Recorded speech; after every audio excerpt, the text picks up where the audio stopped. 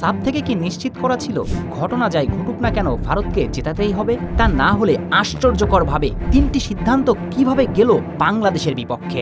44 মিনিটের এটা কেন পেনাল্টি হয় না? ডিফেন্ডারের হাত তো ন্যাচারাল পজিশনে ছিল না। ফিফার 2টি নিয়মে রেফারি তো পেনাল্টি দিতে বাধ্যই ছিলেন। সেই 2 নিয়ম জানবো। তার আগে 57 মিনিটে ঋতুর পেনাল্টি আবেদন নাকচ, 60 মিনিটে কর্নার কিকে আপত্তি, ফাইনালে রেফারির সব সিদ্ধান্ত আসলো স্বাগতিকদের পক্ষে, বাংলাদেশের বিপক্ষে।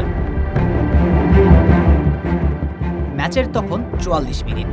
ঠিক তখন ভারতীয় ডিফেন্ডার বল হেডে ক্লিয়ার করতে গিয়ে হাতে লাগলো স্পষ্ট হ্যান্ড। যদিও এসব ক্ষেত্রে নিয়মে বলা আছে হাত যদি ন্যাচারাল পজিশনে থাকে তাহলে সেটা পেনাল্টি হবে না, কিন্তু বল যদি ডিফেন্ডারের হাতে লেগে সামান্য গতিপথ বদল হয় তাহলেও এটা পেনাল্টি। খেয়াল করে দেখুন তার হাত থেকে শরীরের দূরত্ব অনেক, কখনো এটা ন্যাচারাল পজিশন নয়।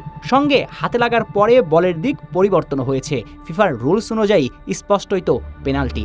এটি রেফারি কোনোভাবেই এড়িয়ে যেতে পারেন না। 57 মিনিটের ওই ঘটনা। দ্বিতীয়বারের মতো বাংলাদেশের পেনাল্টি আবেদন নাকচ করলেন রেফারি।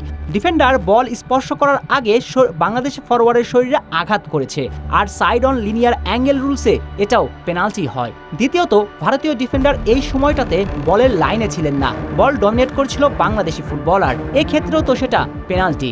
আর ওই পেনাল্টি পেলে সমতায় ফিরতে পারত বাংলাদেশ, ফলাফল হতেই পারত ভিন্ন কিছু। 60 মিনিটে বাংলাদেশের বিপক্ষে দিয়া কর্নার কিকের সিদ্ধান্ত নিয়েও আছে প্রশ্ন। তবুও দিন শেষে ভারত চ্যাম্পিয়ন, অভিনন্দন ভারতীয় নারী জাতীয় দল।